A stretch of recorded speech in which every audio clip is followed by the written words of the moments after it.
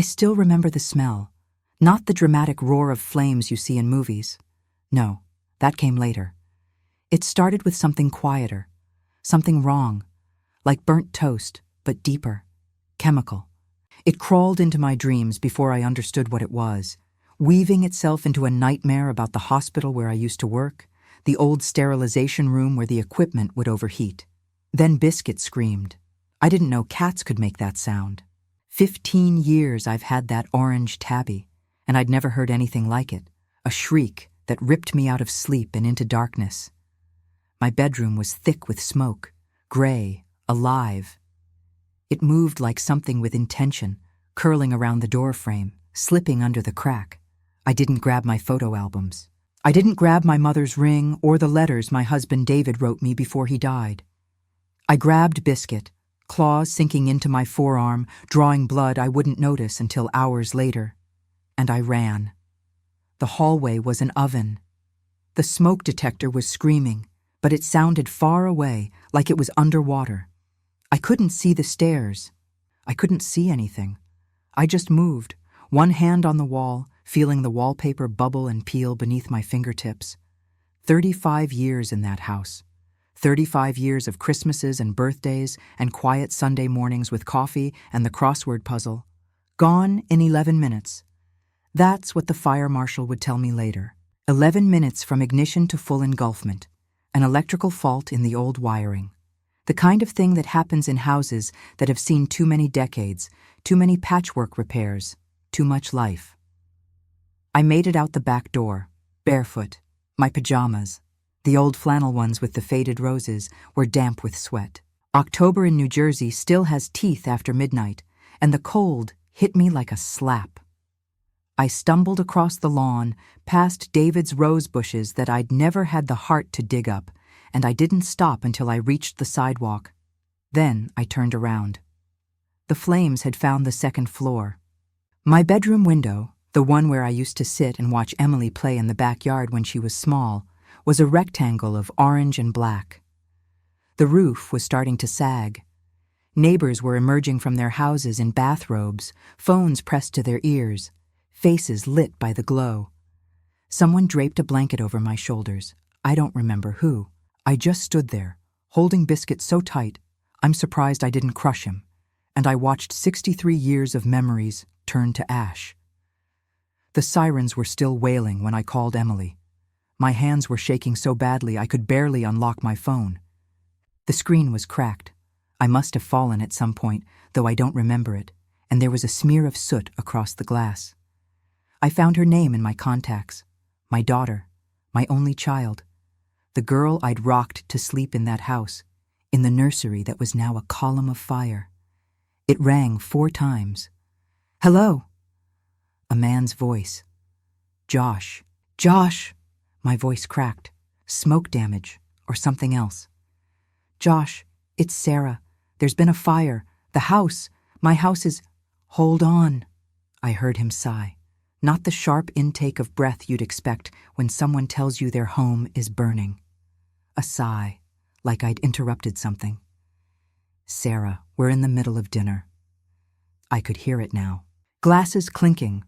A woman's laugh, high and performative. Music, something jazzy playing in the background. I know, I'm sorry, but I need... I swallowed. The taste of smoke was still thick in my throat. I need somewhere to stay tonight. Just tonight. I don't have anywhere to... Look. Josh's voice dropped, the way it always did when he was about to say something he knew was cruel but had decided to say anyway. Sarah, our house is newly decorated. Emily just finished the guest room renovation. We don't do charity cases, and this isn't a homeless shelter. The words didn't register at first. They floated past me like the embers drifting up from my roof. What? You have insurance, don't you? Go find a motel. Call the Red Cross. I don't know. Figure it out. We have a dinner party to host, and you're putting Emily in an awkward position. Can I... My throat closed. Can I speak to her? Just for a minute? A pause. I heard him cover the receiver, his voice muffled, but still audible. It's your mother. She's being dramatic about something. I handled it. And then, The thing that broke me. Nothing. Emily didn't take the phone. She didn't ask if I was okay. She didn't even come to the line to say she'd call me back. I heard Josh tell someone the crab cakes were excellent. "I have to go," he said, his voice returning to full volume. "Good luck with whatever this is." The line went dead. I stood there on the sidewalk, the blanket slipping from my shoulders, and I stared at my phone like it had betrayed me. Behind me, a section of my roof collapsed with a sound like thunder. A firefighter shouted something. Biscuit meowed, a small, confused sound, and I realized I was completely alone. The Pinewood Motor Lodge smelled like mildew and regret. The woman at the front desk barely looked up from her phone when I walked in. A 63-year-old woman in smoke-stained pajamas holding a traumatized cat with no luggage and no shoes. She just slid a form across the counter and told me it was $59 a night, cash or card, check out at 11, room 14, ground floor. The carpet was brown, or maybe it had started as another color and given up. The bedspread had a pattern that might have been floral in 1987. The bathroom light flickered every few seconds, a quiet mechanical stutter that would keep me company all night. I sat on the edge of the bed. Biscuit finally unclenched from my arms and crawled under the dresser, his eyes wide and accusing. "I know," I whispered to him. "I know." My phone buzzed. For one stupid, hopeful second, I thought it was Emily. I thought maybe she'd come to her senses, told Josh off, and was calling to say she was on her way with blankets and tea and the kind of fierce maternal love I'd apparently imagined she still had. It was a text from Madison. "Grandma, are you okay? Dad said something about a fire, but he seemed annoyed about it. What happened?" 3 question marks. My 16-year-old granddaughter, who I'd watched grow from a colicky infant into a young woman, was the only one in that house who thought to ask.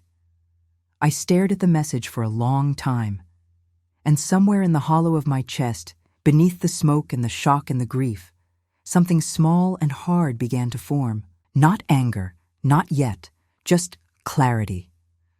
I typed back, "I'm okay, sweetheart. I'll explain everything soon."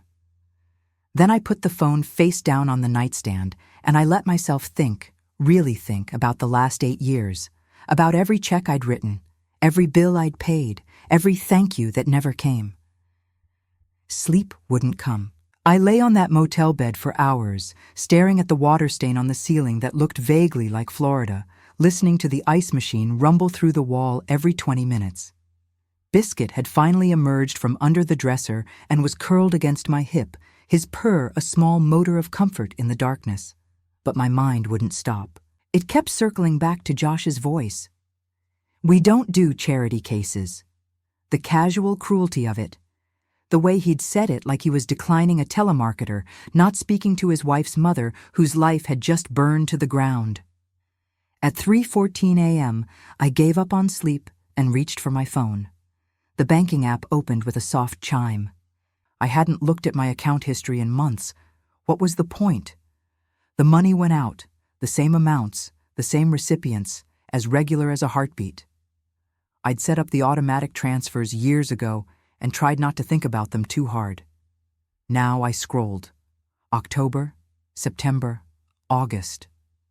The numbers blurred together at first, a river of withdrawals flowing in one direction, away from me, toward them.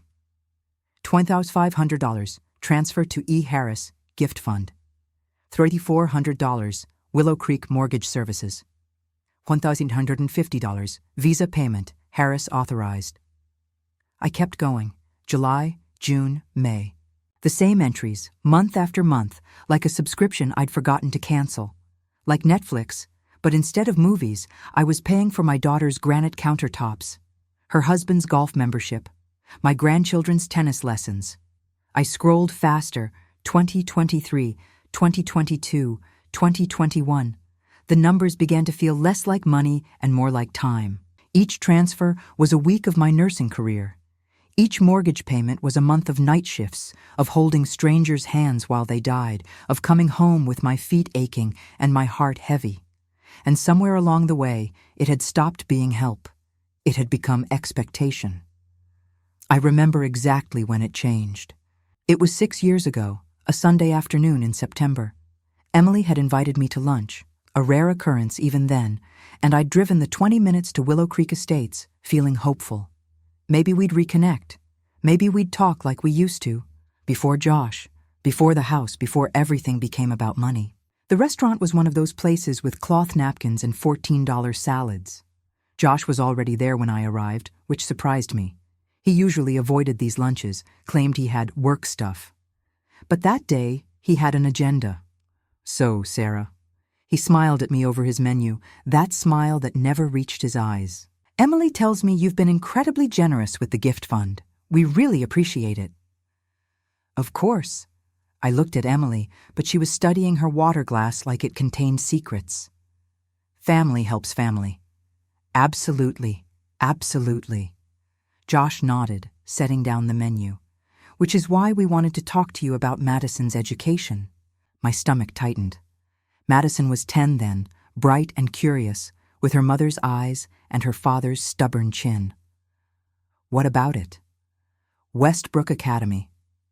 Josh said the name like it was a magic spell. Best private school in the county.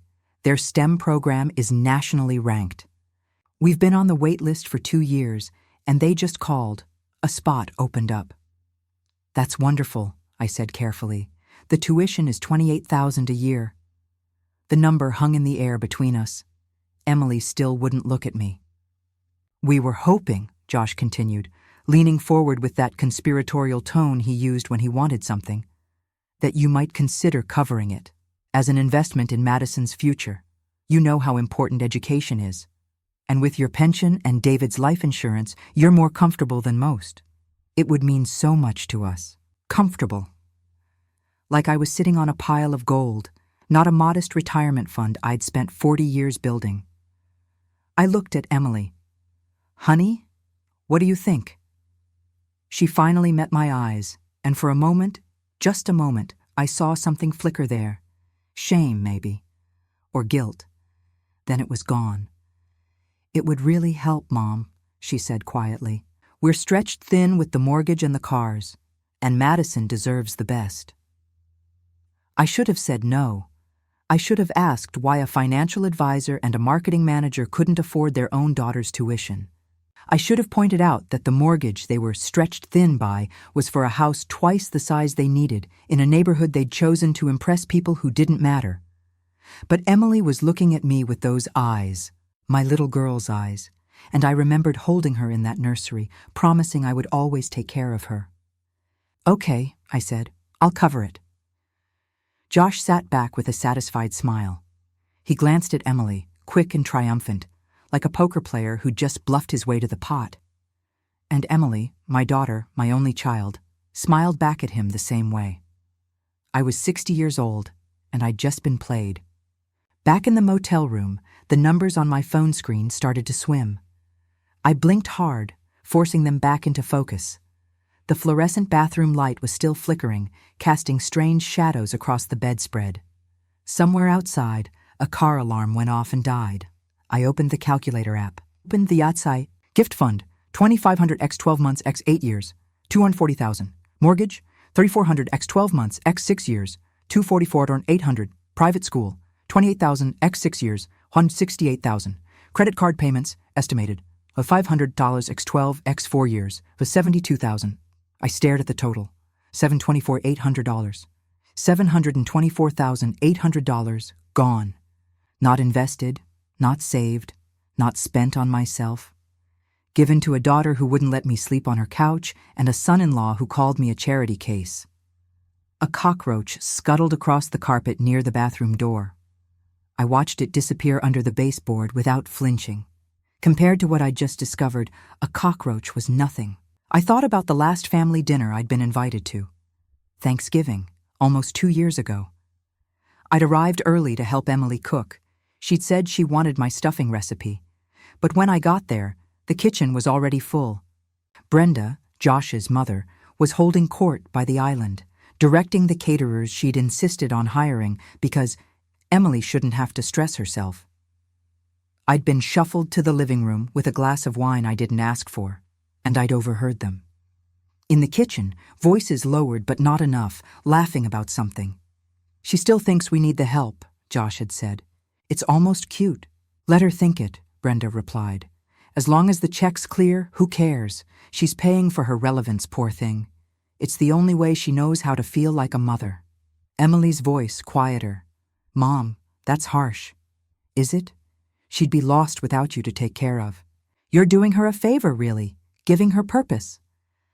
And my daughter, my Emily, had laughed. A small laugh. A nervous laugh.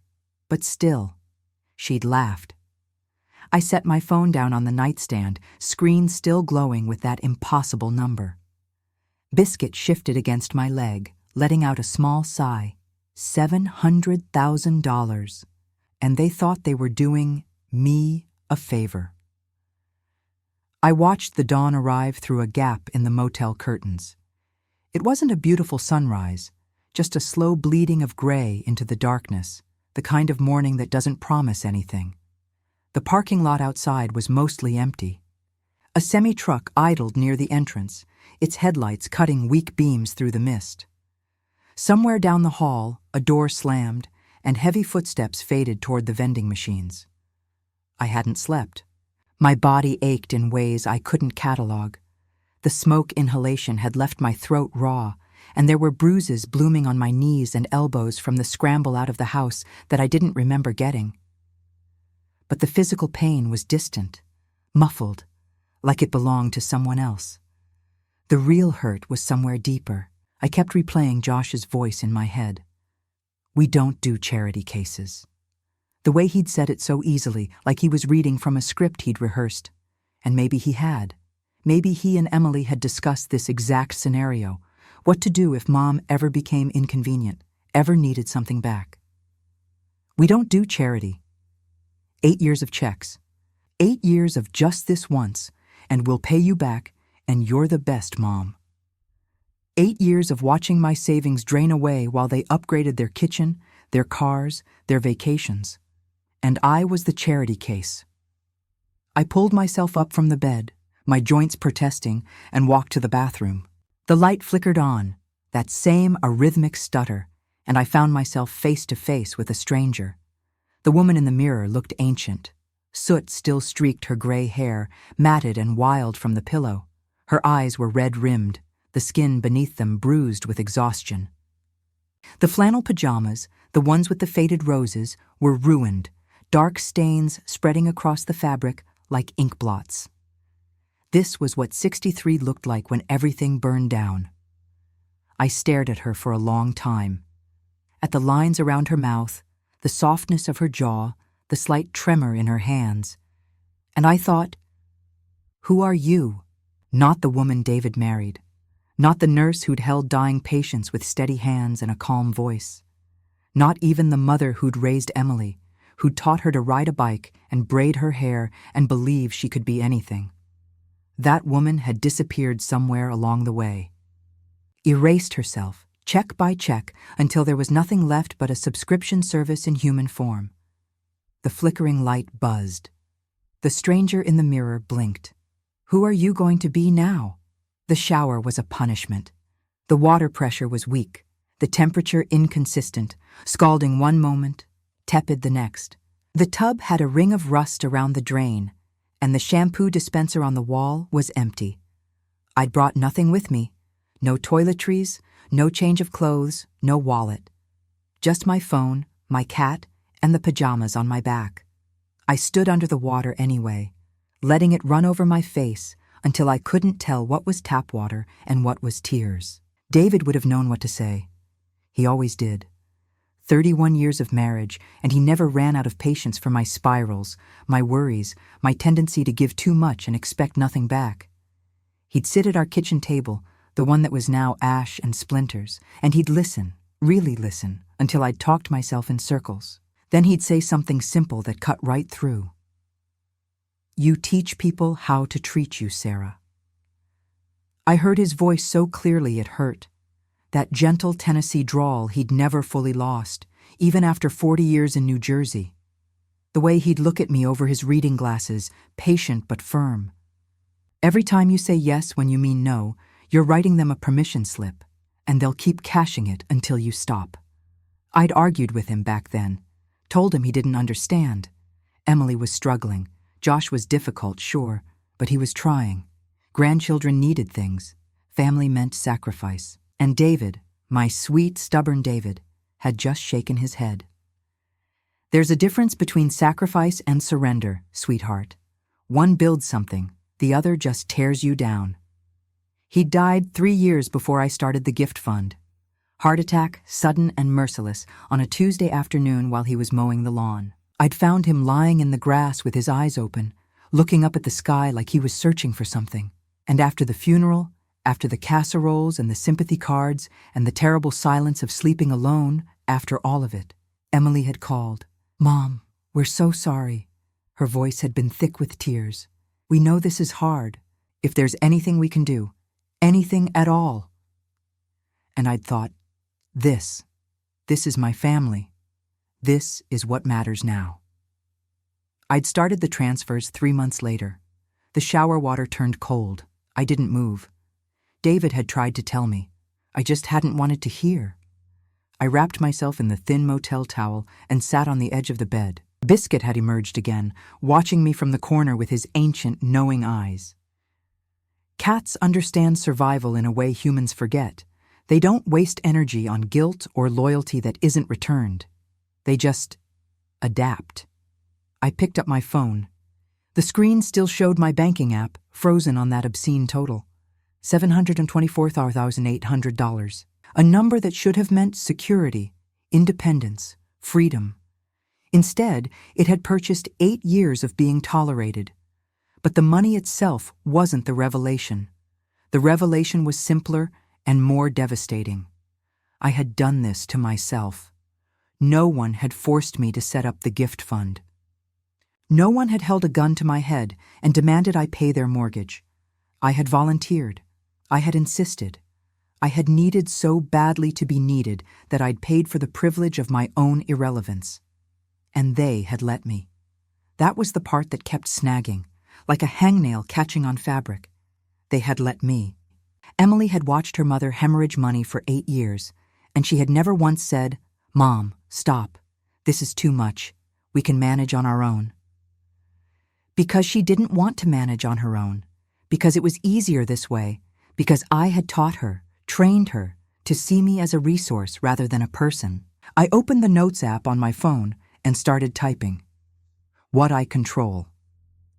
Gift fund, automatic transfer, my account. Mortgage payments, my bank, my authorization. Credit cards, in my name, authorized users only. Private school tuition, billed to me directly. 4 lines, 4 chains I had wrapped around my own wrists. 4 locks that I held the keys to. Something shifted in my chest. Not the hollow ache of grief, something else. Something that felt almost like oxygen reaching a part of me that had been suffocating for years. I thought about Josh's voice. We don't do charity cases. And for the first time since the fire, I smiled. It wasn't a happy smile. Anyone watching would have seen that. It was the smile of a woman standing at the edge of a cliff, realizing she doesn't have to jump. She can simply turn around and walk away. They thought I was the charity case. They had no idea that I was the only thing standing between them and financial ruin. I set an alarm for 8 a.m. Then I put the phone down, pulled the scratchy motel blanket up to my chin, and closed my eyes.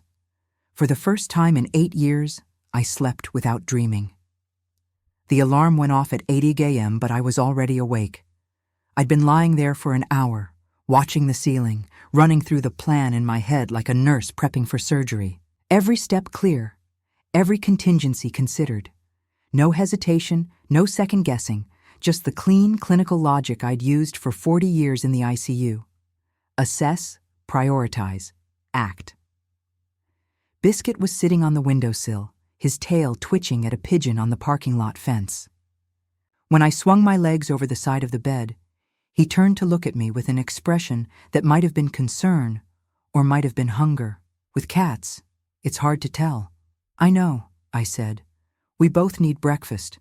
But first, I need to not look like a disaster victim. The pajamas were beyond saving.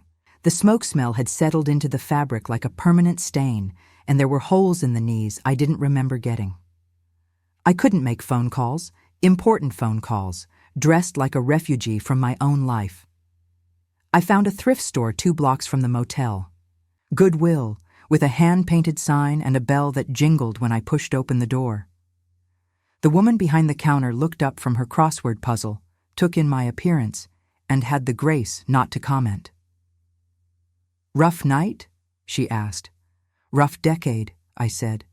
"I need something simple. Pants, a blouse, shoes if you have them. Nothing fancy." She nodded toward the back. "Women's section is past the toys. Shoes are hit or miss, but we got a donation yesterday. Might find something." I found a pair of black slacks that fit well enough, a cream-colored blouse with a small coffee stain near the hem that no one would notice, and a pair of flats that were only slightly too big. Total, $11.47. I changed in the cramped fitting room, stuffing the pajamas into the trash bin. When I looked in the mirror, a real mirror, not the cracked nightmare in the motel bathroom, I almost didn't recognize myself. It wasn't the clothes. It was something in my face. The softness that had defined me for years, the eager-to-please expression, the apologetic tilt of my head, was gone. In its place was something leaner, sharper. I looked like a woman who had made a decision. The cashier smiled when I brought my selections to the counter. "You clean up nice," she said. "Whatever you're about to do, I hope it goes well." "Thank you." I handed her a 20 from the emergency cash I'd found in my phone case. 2 bills I'd forgotten were there. "I think it will." I made the call from a bench outside the motel.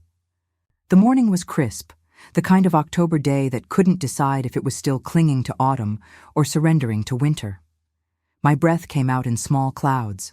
Biscuit was inside, probably judging the accommodations, but I needed air for this. I needed sky.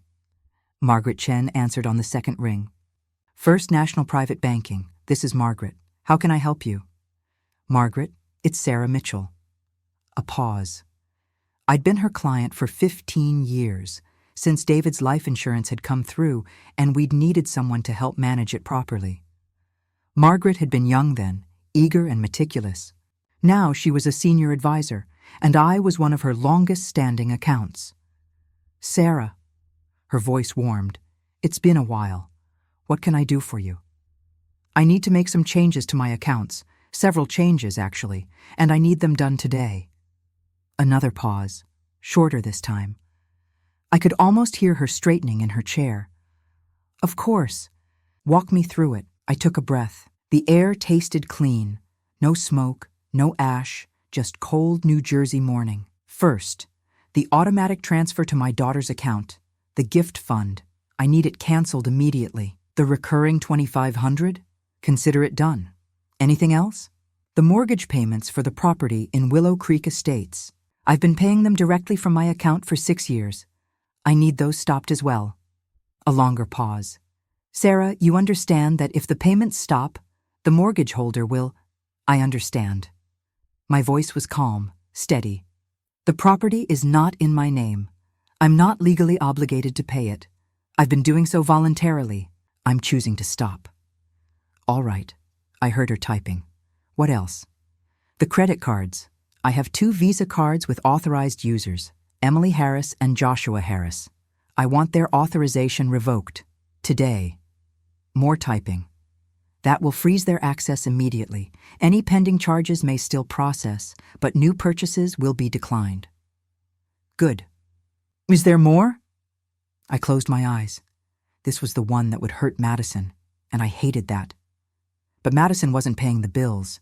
Madison wasn't the one who'd called me a charity case, and Madison, if she was the girl I thought she was, would understand eventually.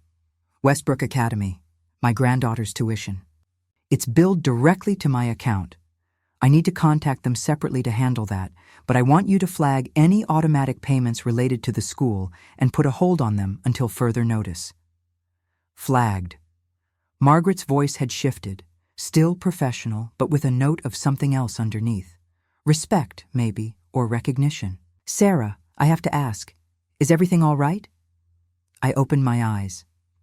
Across the parking lot, a woman was loading groceries into her car while a toddler wailed in the back seat. A normal morning.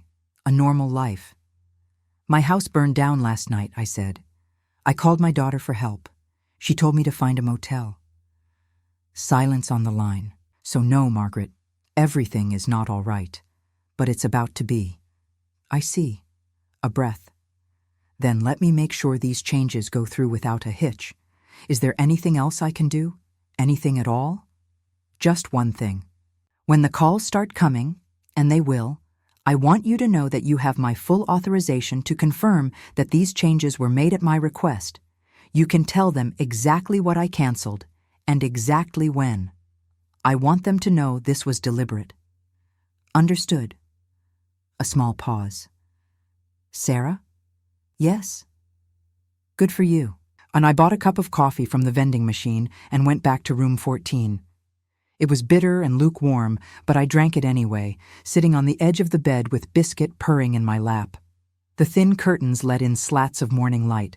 The room still smelled like mildew, but somehow it didn't bother me as much. I fed Biscuit, the last of the emergency treats I'd found in my pocket, leftovers from a vet visit last month that felt like it had happened in another lifetime. He ate them with delicate precision, then curled up on the pillow like he owned the place. My phone buzzed. I looked down. A notification from my insurance company. "Your claim has been received and is being processed. A representative will contact you within 48 hours. $380,000. That's what the policy was worth. Enough to rebuild, not the house, not the old life, but something new, something that belonged only to me." Another buzz. This time, a call. The screen lit up with a name I knew too well. Emily. I watched it ring. Once, twice, 3 times. The voicemail clicked on. I didn't move. 30 seconds later, another call. Emily again, then a text. "Mom, call me back, it's urgent." No punctuation, no question mark. Just a command, the way she always texted when she wanted something. I set the phone face down on the nightstand. Not yet, I thought. Let her wonder. Let her worry. Let her feel, for just a few hours, what it's like to reach out for help and find no one there. The phone buzzed again, and again, and again. I sipped my terrible coffee and smiled. By noon, my phone had become a museum of desperation.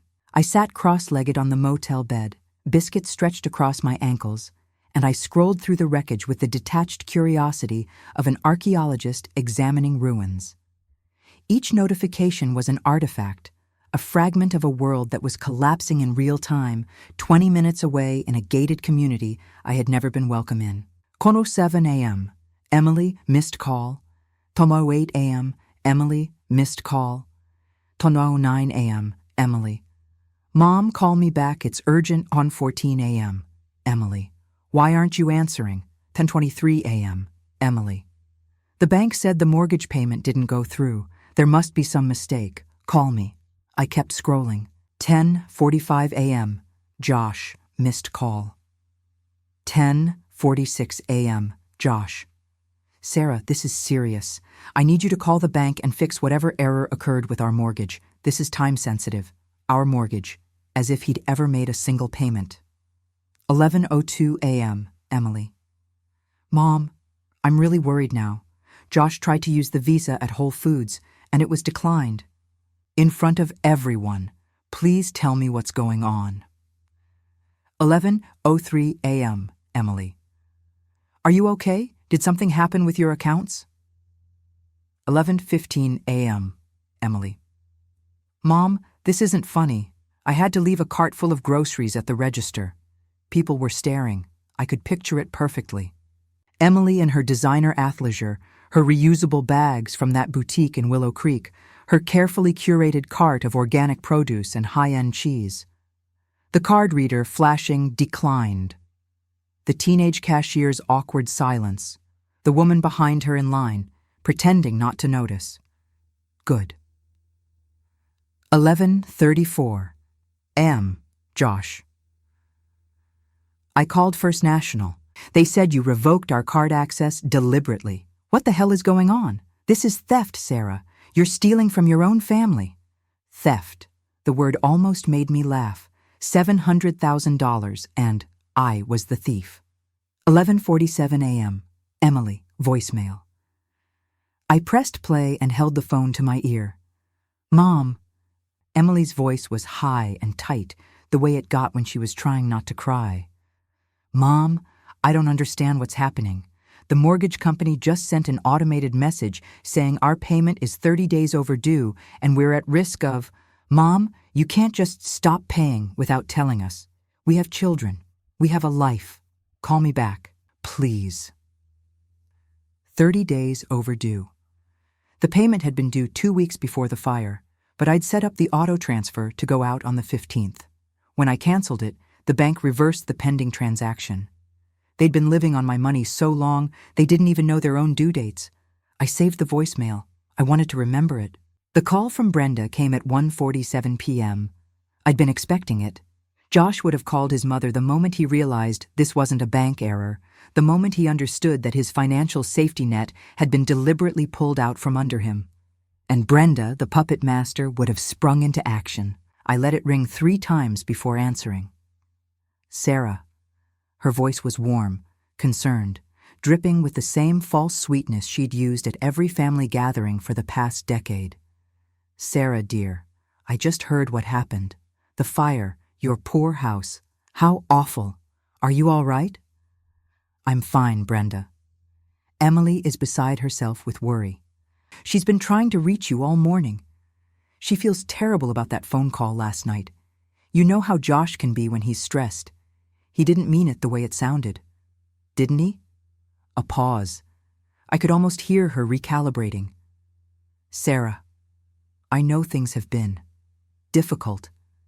Between the fire and the stress, it's understandable that you might make some impulsive decisions. But canceling Emily's support, their mortgage, the cards, that affects the children. Madison and Tyler didn't do anything wrong. No, I agreed. They didn't. Then surely you can see how unfair this is. Those kids depend on stability. Their school, their home, their future. Their school. I cut her off, my voice still calm. You mean the private school I've been paying $28,000 a year for? The one Emily told the other parents was covered by a merit scholarship? Silence. Their home, I continued. You mean the house I've been paying the mortgage on for 6 years while Josh told his golf buddies he owned it outright? Sarah, their future. I leaned back against the headboard. You mean the future funded by a woman you called pathetic at Thanksgiving? Who was paying for her own relevance? I heard you, Brenda. I heard everything. The warmth drained from her voice like water from a cracked vase. You're making a mistake. Cold now. The real Brenda finally. Family doesn't do this to each other. If you think you can just... Family doesn't leave each other homeless on the worst night of their life, I said. Family doesn't take $750,000 and then call it charity. You taught Emily that I was a resource to be managed. Congratulations. I've finally learned the lesson. You'll regret this. No. I smiled, though she couldn't see it. I really don't think I will. She hung up without another word. The text from Madison arrived at 3:22 p.m. Grandma, I don't know what's happening. Mom and Dad are freaking out and won't tell me anything. Dad said you did something to the bank accounts? Are you mad at us? Did I do something wrong? My heart cracked. Not broke, I wasn't going to let it break, but cracked just a little, along a fault line I hadn't known was there. Madison was 16. She hadn't chosen her parents, hadn't asked to be raised in a house built on someone else's money.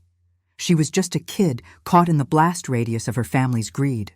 I typed back slowly, choosing each word with care. You didn't do anything wrong, sweetheart. This is between me and your parents, and it's been a long time coming. I love you. That hasn't changed. When things settle down, I'd like to talk, just us. But right now, I need you to trust that I'm doing what I have to do. 3 dots appeared. Then, okay, I love you too, Grandma. I hope you're okay. I stared at the message until my vision blurred. Then another call came in. A number I didn't recognize at first, until I remembered. Kyle, Josh's brother. The one who'd tried to get me to invest $40,000 in cryptocurrency 2 years ago, who'd called me financially illiterate when I declined. I answered. Sarah, hey, it's Kyle. Listen, I heard about the fire. Terrible, really terrible. And I know things are tense right now, but I think we can work something out. Josh is just panicking, you know how he gets. If you could just reinstate the... Kyle, accounts for a few days while we figure out... Kyle. He stopped. Don't call me again. I hung up, blocked the number, and set my phone face down on the nightstand. The room was quiet. Late afternoon light slanted through the curtains, casting long shadows across the bed. Biscuit yawned and stretched, completely unbothered by the chaos unfolding in the outside world. I thought about what I'd done. The gift fund, canceled. The mortgage, abandoned. The credit cards, frozen. The tuition, flagged. A decade of financial architecture, demolished in a single morning. I waited for the guilt to arrive, the doubt, the voice in my head that always whispered, "You're being selfish, you're being cruel. What kind of mother does this?" It never came. All I felt was calm.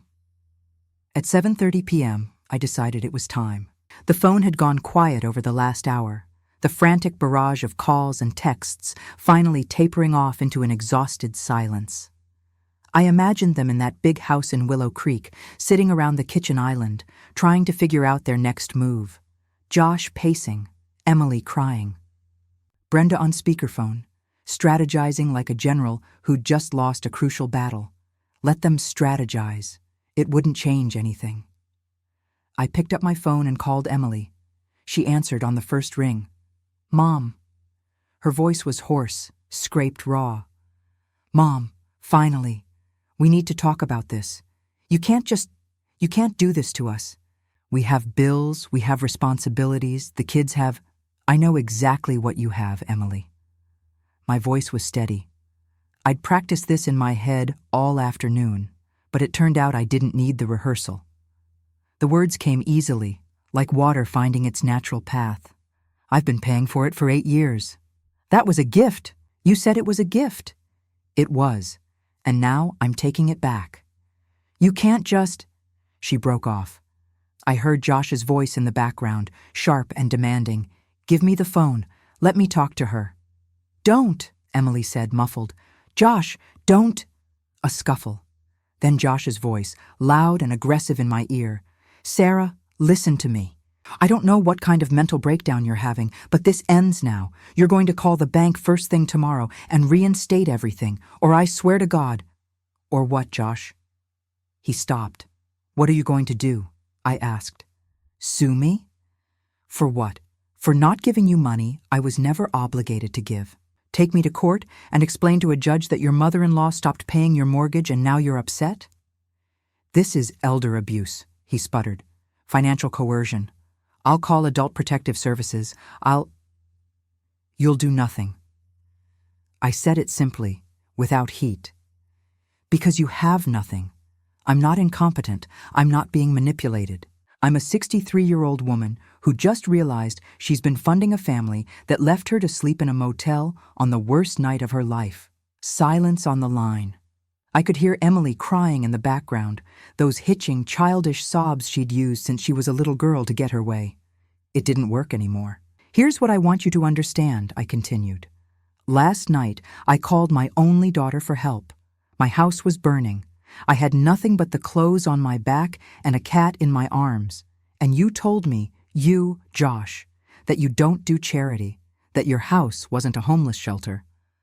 I didn't mean... You meant every word, and so do I. I took a breath. I'm sorry, Emily. I don't do charity anymore. My bank account isn't a shelter for ungrateful adults. Good luck with the dinner party. I hung up. The silence that followed was the most peaceful thing I'd ever heard. 6 months later, I drove across the causeway to Long Beach Island with the windows down. It was early April, still cool enough for a jacket, but warm enough to feel like a promise. The salt air rushed through the car, tangling my hair, filling my lungs with something that tasted like freedom. Biscuit was in his carrier on the passenger seat, meowing his displeasure at the indignity of travel. But even he would come around eventually. The condo was everything the Willow Creek house wasn't. Small, simple, mine. 2 bedrooms, a galley kitchen with white cabinets and a window over the sink. A living room with sliding glass doors that opened onto a balcony facing the Atlantic. The furniture was new, but modest. A comfortable sofa, a reading chair, a table that seated 2 if I ever wanted company. I didn't need much anymore. The insurance payout had come through in December, $380,000, minus deductibles and fees. Enough to buy this place outright, with money left over for the small pleasures I'd denied myself for years. Good coffee, fresh flowers on the kitchen counter, a membership at the little yoga studio downtown. I set Biscuit's carrier on the floor and opened the door. He emerged cautiously, sniffing the unfamiliar air, then padded toward the balcony like he'd always known this was where we'd end up. I followed him. The ocean stretched out to the horizon, gray-blue and endless, the waves rolling in with that steady rhythm that makes everything else feel small. I stood there for a long time, my hands on the railing, letting the wind pull at my hair. I thought about what I'd lost. The house in Maplewood, with its memories of David, of Emily as a child, of a life that had felt permanent until it wasn't. The photographs I'd never see again, my mother's china, David's letters, gone, all of it, gone. But standing there, watching the ocean breathe in and out, I realized something strange. I didn't miss it, not the way I thought I would. The objects were just objects. The memories lived in me, not in the walls. What I'd gained was harder to name, quieter. It was the feeling of waking up without dread, of checking my bank account and seeing money that belonged to me, that would stay with me, of knowing that every door in this condo, every piece of furniture, every cup of coffee I brewed in the morning, all of it was mine. I had lost a house, but I had found my worth. The knock came on a Sunday afternoon in May. I wasn't expecting anyone. The neighbors were friendly, but distant, the way beach communities tend to be, and I hadn't given my address to family, not to Emily, not to Josh, not to Brenda. But when I opened the door, Madison was standing there. She looked older than I remembered. Taller, maybe, or just more serious. She was wearing jeans and a sweater, her hair pulled back in a ponytail, and she was holding an envelope in both hands like it was something fragile. "Grandma," her voice cracked. "I know I should have called, but I was afraid you'd say no, and I needed to see you." I didn't speak. I just opened my arms. She fell into them like a child, and for a long moment we stood there in the doorway, the ocean wind swirling around us, holding each other tight enough to bruise. "I'm sorry," she whispered into my shoulder. "I'm so sorry. I didn't know. I didn't understand." "Shh," I stroked her hair. "You were a child. You didn't do anything wrong. But I saw it, the way they treated you, and I never said anything. You're saying something now." I pulled back, cupping her face in my hands. "That's what matters." She handed me the envelope. Inside was a letter, 3 pages, handwritten, telling me everything she'd seen and everything she wished she'd done differently. At the bottom, in her careful script, "Can we start over?" I folded the letter and tucked it into my pocket. "Yes," I said, "we can start over." After she left, with promises to visit again, to call, to build something new between us, I poured myself a glass of wine and went out to the balcony. The sun was setting over the mainland, painting the sky in shades of orange and gold. Biscuit curled at my feet, purring. The waves kept their steady rhythm, indifferent to everything that had happened, everything that would come next. I raised my glass to the horizon. For 8 years, I had been a subscription, automatic, expected, canceled without notice. I had paid for my own invisibility and called it love. Never again. I took a sip of wine, closed my eyes, and let the sound of the ocean wash the last of the old Sarah away. This was my life now, mine alone, and it was enough.